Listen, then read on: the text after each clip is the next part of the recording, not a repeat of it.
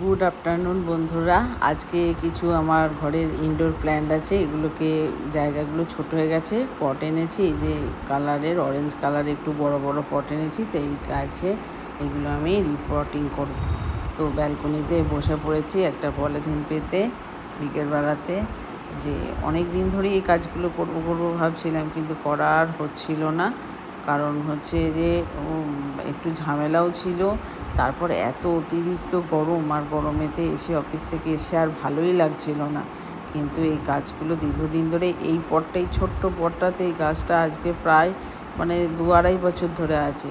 তা এবার ওকে একটু বড় জায়গা দিতে হবে। কোনটুকুনি পট, আর এটা একটু বড় জায়গা। কয়েকদিন হলেই এই পটগুলো কিনে এনেছি। ওই পটগুলো বেশ দেখতেও ভালো, আর বেশ হার্ডি, বেশ ভালো। তো ব্যালকনিতে রাখবো গাছগুলোকে। এতদিন ওই জানালাতে রেখে দিতাম ঘরের, তো ব্যালকনিতে রেখে দেবো।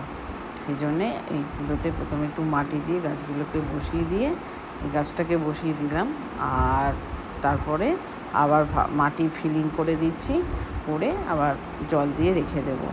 আর এই গাছটা যে পটে ছিল ওটাতেও একটা গাছ বসিয়ে দেবো, ছোট্ট মতো একটা গাছ কিছু বসিয়ে দেবো। পটটা কিন্তু খুব সুন্দর, হলুদ কালারের, দেখতেও খুব ভালো ছিল। এই যে এই গাছটা আমার রেডি হয়ে গেছে। এবার একটু জল দিয়ে দিচ্ছি, দিয়ে এটা রেখে দেবো। তারপরে অনেকগুলোই গাছ আছে, সব গাছগুলি আস্তে আস্তে রিপোর্টিং করব। এরপর হচ্ছে এই যে আমাদের একটা স্নেক প্ল্যান্ট ছিল, আবার দেখছি ওখান থেকে আবার একটা স্নেক প্ল্যান্ট হয়েছে।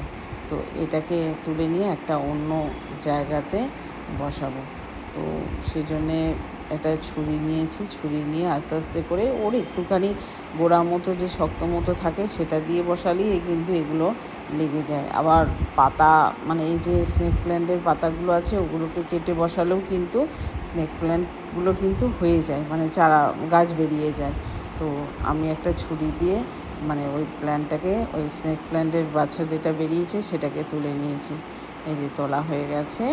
এবার ওই একটা অরেঞ্জ কালারে, আরও অন্যরকম দেখতে, হলুদটা যে টবটা ছিল ওই রকমই একটু, এটা অরেঞ্জ কালার কিন্তু বড়। এগুলোতে বসাবো, দেখতে বেশ ভালো লাগবে। ব্যালকনিটাতে পুরো সাজিয়ে দেবো। প্রথমে একটুখানি মাটি দিচ্ছি, এবার গর্তগুলো এত ছোট ছোট, ওখানে আর ওই ইটের টুকরো বা খোলাম কাছি কিছু দিলাম না।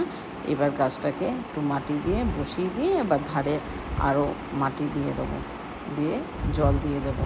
এটা 2 নম্বর গাছ হয়ে গেল। এখনও আছে এইভাবে অনেকগুলো গাছই রেডি করবো আজকে, ঠিক করেই নিয়েছি যে একবারে না বসে হচ্ছে না। কাজগুলো অনেক দিন ধরেই পেন্ডিং হয়ে পড়ে থাকছে, আর গাছগুলো কীরকম একটা ছোট জায়গার মধ্যে থেকে গাছগুলো ঠিকমতো বার হচ্ছে না। সেই জন্য আজকে ভেবেছি যে এই কাজটা আমাকে আজকে করতেই হবে, সেই জন্যে করে নিচ্ছি। এই যে হয়ে গেছে মাটি দেয়া, এবার দেবো। এবার হচ্ছে একটু জল দিয়ে রেখে দেবো।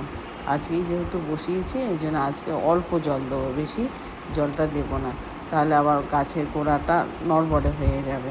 এবার হচ্ছে এই প্ল্যান্টটাও প্রায় 2 বছর হলো, 1-1.5 বছর তো হয়েইছে নিয়ে এসেছি। আর এই টবটা হচ্ছে একদম প্লাস্টিকের, একদম তেলতেলে টব। কিন্তু অনেক দিন ধরে এটাকেও ভেবেছি যে এটাকেও চেঞ্জ করে দেবো, কিন্তু হয়নি। এই যে একদম হাত দিলে একদম ডেবে যাচ্ছে, এত নরম। এটাতে অন্য কিছু একটা বসিয়ে দেবো। টবটা এখনও ঠিক আছে। আর এই যে আর একটা এরকম অরেঞ্জ কালারের, সে পেতের মতো বিনুনি মতো নিয়ে এসেছি, ওই গাছটাকে এই টবটাতে বসাবো। দেখো কী সুন্দর, এই টবগুলো দেখতেও বেশ সুন্দর, কিন্তু আর শক্ত টবগুলো। কিন্তু আমি যে নার্সারি থেকে গাছ কিনি, সেটা হচ্ছে ওই রাকেশদার নার্সারি, জগন্নাথবাটি, আমার অফিসের কাছে। ওইখান থেকে নিয়েছি এই টবগুলো, 80 টাকা করে দাম নিয়েছে, কিন্তু খুব বেশ শক্ত। আর এই যে গাছটাকে এবার বসিয়ে দিয়ে এবার ধার দিয়ে মাটি বলতে এর সঙ্গে মাটি আর ওই কোকোপিট মিশিয়ে যেটা ছিল আর অল্প কিছু দিয়ে সেটা বসাচ্ছি। তো এই গাছটা যখন নিয়েছিলাম তখনই বলেছিল যে গাছটা কিন্তু কোকোপিট দিলে ভালো হয়, সেই জন্য এটাতে একটু কোকোপিটই দিয়েছি, দিয়ে এটা বসিয়ে দিয়েছি। এবার আজকে বেশি ভর্তি করে, আর টবে গাছ বসালে কিন্তু ভর্তি করে মাটি দেয়, একটু ফাঁকা রেখে তারপরে রাখতে হয়, তাহলে ভালো হয়। কারণ জল দিলে তাহলে জলটা আবার ওভারফ্লো হয়ে যায়। এই যে একটু করে সব ফাঁকা রেখে এবার একটু জল দিয়ে দিচ্ছি।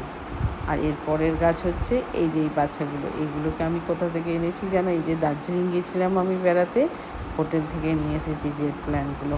জেড প্ল্যান্ট একটা বড় গাছ ছিল, তার গোড়াতে দেখি অনেক এরকম ছোট ছোট বাচ্চা মানে চারার মতো হয়েছে।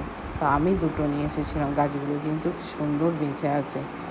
এই যে হলুদ যেটা আমার ওই প্ল্যান্টটা ছিল, তার মধ্যে এখন এটা বসিয়ে রাখবো।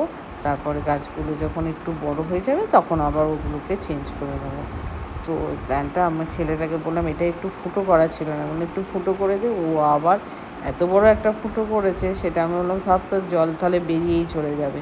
আবার বললো মা একটুখানি ওটার মধ্যে মানে পাথরের টুকরো দিয়ে দাও, তাহলে মানে ফুটোটা একটু কম হবে। এই যে জেট প্ল্যান্টগুলো এনে যে বসিয়েছিলাম না, যে সব দেখছি শিকড় বেরিয়ে গেছে, মানে অনেক দিনই হয়ে গেল। মার্চের 20-22 তারিখ করে আমরা ফিরেছি, 25-26 তারিখ করে। তো প্রায় মার্চ এপ্রিল মে মাসের প্রায় 2 মাস হতে চললো, তো বেরিয়ে গেছে। যে এই দুটো গাছকে একটা জায়গাতেই এখন বসিয়ে রাখলাম, পরে আবার মানে চেঞ্জ করে দিতে হবে। এই দুটো গাছও কিন্তু আমি ওই হোটেল থেকেই নিয়েছি। এগুলো এক ধরনের পাতা, বেশ সুন্দর, একদম পুরো ভরে যায়। টবটা দেখলাম ওদের টবে যেটাতে বসানো ছিল পুরোটা ভরে ছিল। তাই এটাকেও আমি ভেবেছি যে একটা ছোট্ট জায়গার মধ্যে বসিয়ে দেবো। আর এই যে সব বসানো হয়ে গেছে, এবার এরকম করে সুন্দর করে গাছগুলোকে সাজিয়ে দিয়েছি। আমি আমার ছেলের লজ্জাবতী গাছটা দেখছি বসিয়েছিলাম, ও ভালো ছিল, হঠাৎ করে কেন জানি না শুকিয়ে যাচ্ছে। এই যে সব বসানো হয়ে গেছে, এবার সুন্দর দেখতে লাগছে।